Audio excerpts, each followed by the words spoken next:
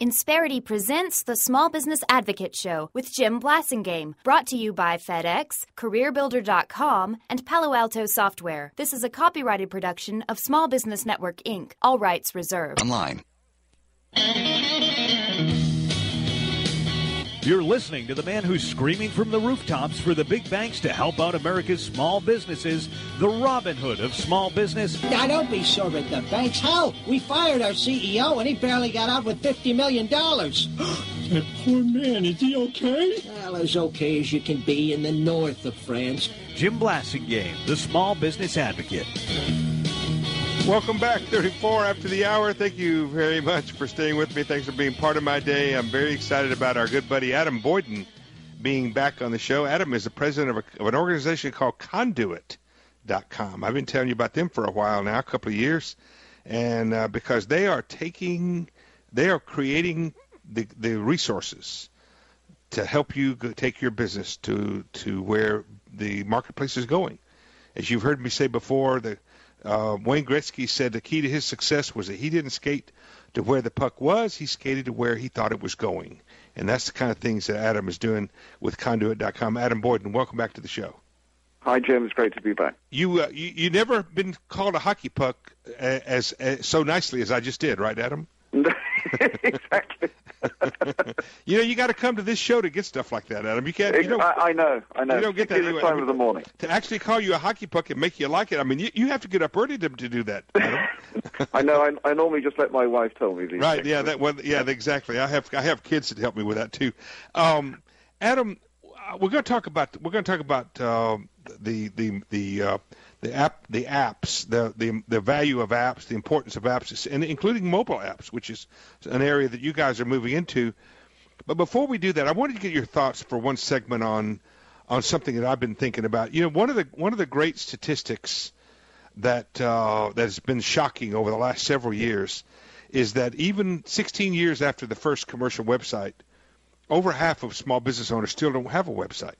Yeah. And I've been thinking a lot about that, and I've been watching closely the evolution of websites over the years. Now I'm watching the evolution of social media, and it's occurring to me that social media platforms, the whole experience, the whole environment, could wind up being something that a small business owner would choose that over a website. So if that's the case, I'm going to ask this question. Is it possible that websites could become the victim of social media? What do you think? So it's a really interesting question. I think that for some businesses, it's possible that they could put their entire online presence through social media, whether Facebook or communicating through Twitter, etc.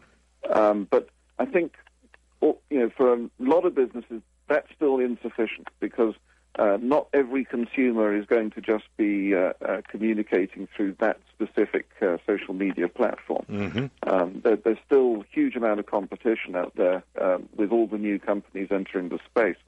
So there's still a lot of value in having a sort of hub, if you like, where you can point people to the social media activities, but there's still a home for the site.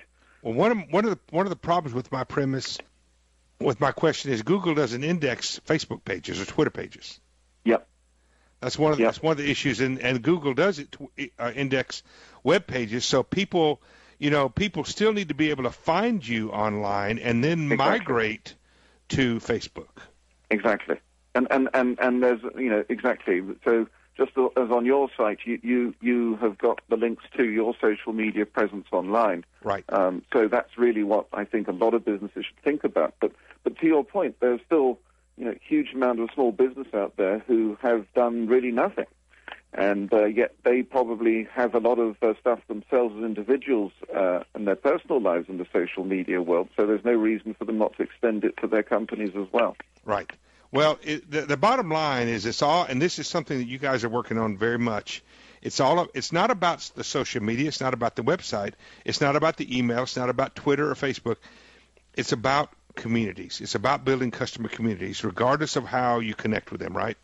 Absolutely, and it's even more than that. It's as simple as you need to be where your customers are. If your customers are all hanging out in Facebook or Foursquare or Twitter, or they're using smartphone devices, that's where you have to be, because they expect you now to create stuff which is going to match their needs and wants. Well, as I've said before, Adam, customers are saying more and more, I've been to your website. I'm probably not going to come back anytime soon, but you have permission to follow me home. Exactly. And you and I both know that more and more their home is in their hand. Yes. And when we come back after these messages, we're going to talk about what's in that hand, because one of the things that's powering what's in that hand is what we call mobile. And Adam Boyden and his organization is working on that. And we're going to talk about it right after these messages. 2010. And you've heard me say before, mobile is your future. I'm Jim Blasingame. Stay with me.